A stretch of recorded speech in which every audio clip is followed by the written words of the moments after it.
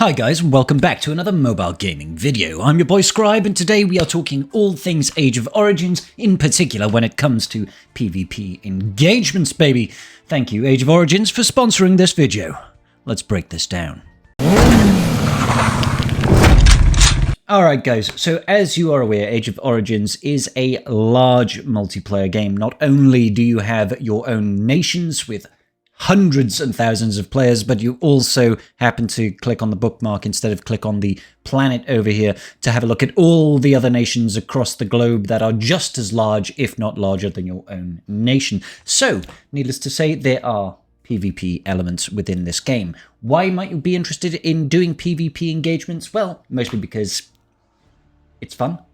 You could get some resources to help yourself build faster. Maybe your alliance is at war with another alliance, and you need to open a can of whoop-ass on the opponent. So there are reasons, guys. There are reasons, stuff and things that go into what makes PvP good in this game. So there are a couple of elements that we need to consider when talking about PvP. First and foremost, other cities that are on the map, provided they're not in your own alliance, such as this kind individual over here, can't attack people within your own alliance. That should go without saying. Anybody outside of the alliance, within reason, is fair game. Now, the reason I say fair game like that is because obviously there is a little bit of diplomacy that goes into this game. There are alliances and multi-alliance nations, essentially, that you need to be respectful of the rules and expectations. You don't want to poke the bear with a stick and ask them to come and hit you. You might inadvertently cause war, much like in real life. If you start attacking people, other neighbors or other countries, they might well retaliate, and that might not always end well for you. But in this case here, we're not really going to be talking about alliance politics. What we are going to be talking about is the mechanics of how do we go about finding people? What do we do with the information that we get? Now, as you can see on screen right now, you can click on neighboring cities, and they don't have to be close. They can be on the other end of the map if you want. And you can simply click this Scout button. Scouting uses a fleet queue. Higher recon centers reveal more detailed information from scouting. We'll get to that in just 1 minute. So if we just click Scout, you'll see one of our fleets goes out based on the distance between your base and the city that you are scouting, as well as your research and your from your garage, how fast your fleet moves and all that sort of business dictates how long it takes for that scout to reach the base and then come back.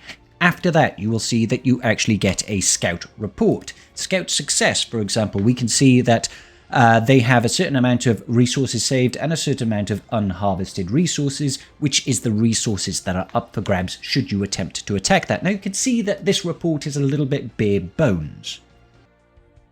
So, as we were saying, in the city you have got your recon center. Now your recon center gives you information on scouting, but it also gives you information on other things that are going on in the world map, such as if somebody is coming for your base. If we click the details over here, we can see upgrade to get more details from scout reports and armies marching toward you. The higher the level, the more details you'll get. So currently, we can scout the commander name and city level of the reinforcements. We can also go ahead and check over here when we hit the upgrade button. If I was to take mine to level 16, we would be able to scout the target's maximum city wall durability, as well as the current durability of their city walls. Now, I can't quite afford it, and I do need to upgrade a refinery. Let's go and do that now in the meantime. Why not? Now, let's also collect our oil, because, you know, stuff and things. Let's go ahead and get that research going. And we'll come back to that at a later date, I guess. Okay, so there's the element of scouting, right? You could scout people near and far. If you happen to have over here in your garage, we could check out stuff here. For example, engine level 4. If we were to click on the research for this, you can currently see that the fleet speed is dictated by, or is improved by, the research level of our engines. So if we were to research this, for example, once it goes up, it currently is at a pace of, 4%. We're going to gain an extra percentage. Now, obviously, there are other benefits that you can upgrade within your research center here, your vehicle research center here, such as how much of a load you can take on, how quickly you gather resources from the world map. You know, you have your different mines, your oil mines, your iron mines, your mineral mines, all that sort of business. Your plantations, your food and all the alliance buildings that you happen to have. This one is fleet speed specifically when going to attack monsters. You've got medical facilities as well, so this helps you when it comes to looking after your wounded, how many max wounded units you can bring back with you, as obviously when you go into PvP engagements, there's a bit of a back and forth. You might lose some units, but if you don't want them to die, you can bring them back as wounded units to heal up. And then you've got the wounded ratio, so that is essentially how much of your army do you lose gets converted into wounded units instead of just straight up dying. That's obviously a good thing because it helps you maintain your total army size and quantity. So it's nice to have this upgrade a little bit. As you can see, I don't have it upgraded just yet. There's a lot of things going on. When it comes to actually building out your army to go and attack with, you have a number of core buildings. You can see you've got your 2 camps here and you've got your 2 factories. Now the camps is more about creating infantry.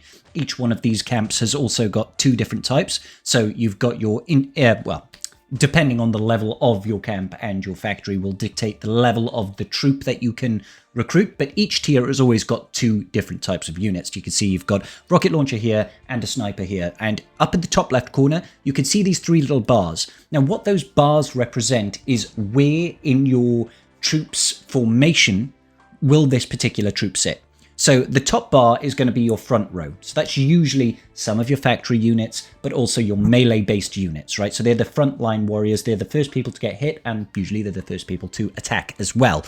The middle line is your middle line of your reinforcements. They will be the next. And then, as you can see, the back line here is your back row, your long-distance fighters.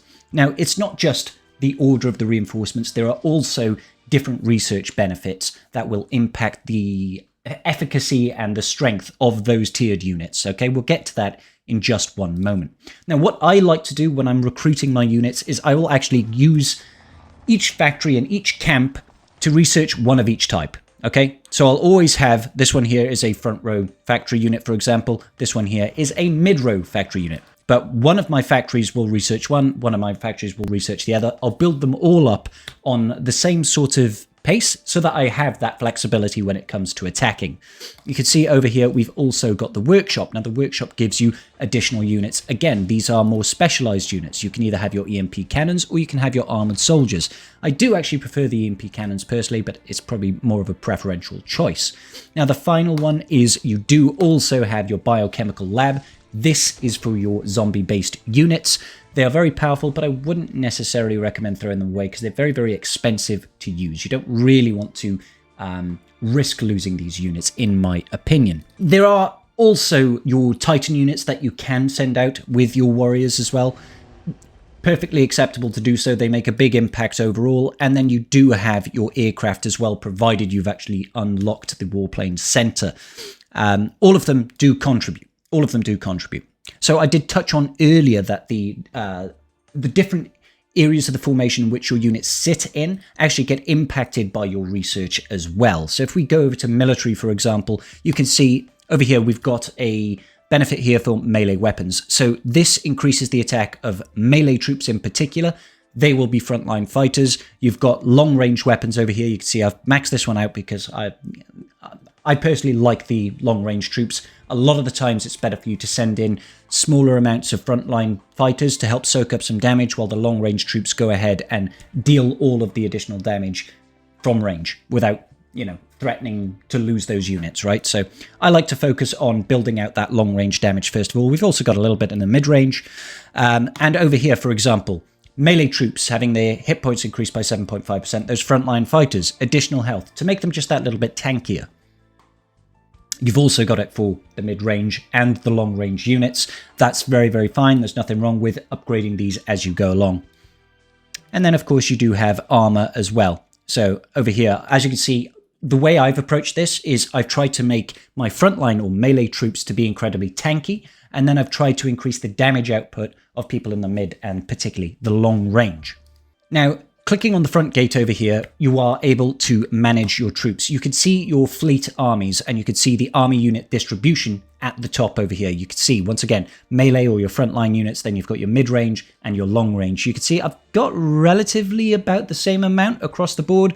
Obviously, the long-range units, they tend to take longer to recruit, and they recruit in smaller numbers, so you tend to have a little bit fewer of those. The mid-range, obviously, I have quite a bit of. You can set different formations as well for your armies down here, so you can go in and you could choose to have, maybe you just want to send in your front line, maybe you just want to send in your back line, maybe you want to have some setups where you send your zombies and some setups where you send none of your zombies. Okay? The number of times you can go out and scout and the amount of times you can attack is also dictated by the number of fleets that you have. The more fleets that you have, the more attacks that you can make, the more cities that you can scout, even the more resources that you can gather, or even, you know, going off into the ruins to do some of your quests. It's all dictated by the number of fleets that you have. The fleets that you have is essentially locked behind, as you can see, your city level progression, your garage progression, and your VIP levels, okay? So you get more as you progress in the game. I currently have 4 fleets available to me. And it really is as simple as that, guys. So if we go ahead and scout this unit over here, because he's just a very close unit, you know, it's not going to take a whole lot of time. Conversely, if I was to sort of go out a little bit, and let's just go over here, sure, we'll go down here. I'm sure I'll find a city over here. Let's scout this guy. Now, it was 15 seconds to scout that guy. You can see it's 2 minutes and 41 seconds for us to get over here. Now, you can speed this up by using your fleet speeds. Don't necessarily recommend it if you don't have to do it. Might as well just sit back and wait. Okay, I just want to show you that just so that you can get an idea for how long it takes to go different distances, okay? Now, you'll want to try and obviously target cities that has got low level of reinforcement and a high level of resources for you to be able to gather. So like I said, we take a look at this scout report over here. You can see that they've got resources saved. Those are protected within their depots. You cannot actually gain these, but the unharvested resources is what's up for grabs. Okay, so we'll just give you an example here. So if I was to go ahead and attack this base over here, I can just send out a whole bunch of units, or I could send out one of my preloaded fleet units, and we'll just go ahead and send that out. I don't think I'm going to have any troubles in being able to take over this and come back with the paltry sum of a couple of thousand. Unfortunately, this is why you need to conduct quite a bit of scouting, and don't be scared about having it just be your local area. Spread out wide, look for ideal candidates. Ideally, it's people that have been idle for a while, have a large supply of resources that are available for the taking, and they just haven't had their armies booked up, they haven't been reinforcing, they haven't been healing up their units. Those easy targets are what you're really looking for. So once our attack is finished, you'll be able to go back in, you'll get a battle report. You can see we got no kills and no losses because they had nothing defending their base, and that 7,000 is the resources that we got. You can go in and you can watch the video replay if you want to see how the battle went down. You can see over here, this is the troop order that I've done. This is an old style of attacking in this game where you've got all your melee units at just 1 stack apiece to absorb some attacks, and then you've got your long range units that are going to deal the damage. You can see that there was nothing they're defending, so we just, you know, win. Simple as that. If there's nothing there to defend, it doesn't really matter. If we did have a city that had something defending, you would see that interaction. You would see the cities, the defensive units there defending the cities, and you'll see what sort of losses that you might incur. Now, the last thing I very briefly want to touch on, guys, is the appointment of your officers and how that does also impact your overall PvP strategies. So taking a look at your officers here and the ones that you appoint, particularly within the warfare section of your city, will help with your attacks. So you can see intermediate kills here. So all troops gaining 6.66% attacks. That's a devilishly good number there. We've also applied some additional skills to increase the melee troop attack power, and we've got stuff here that helps defensively. Now, obviously, not all of this is going to benefit our PvP elements, or not in our attacks at least. This helps defensively, but all of your units will also contribute and increase the overall viability of your armies and your PvP engagements. So make sure, as always, you go in with your officers and make sure you appoint them. I do have a video out on the review of the best officers to be actually appointed within your city. Do check that out over in the corner. It'll be useful to you if you are just getting your toes wet or getting your feet wet into this game. Do pay attention because it is a little bit nuanced.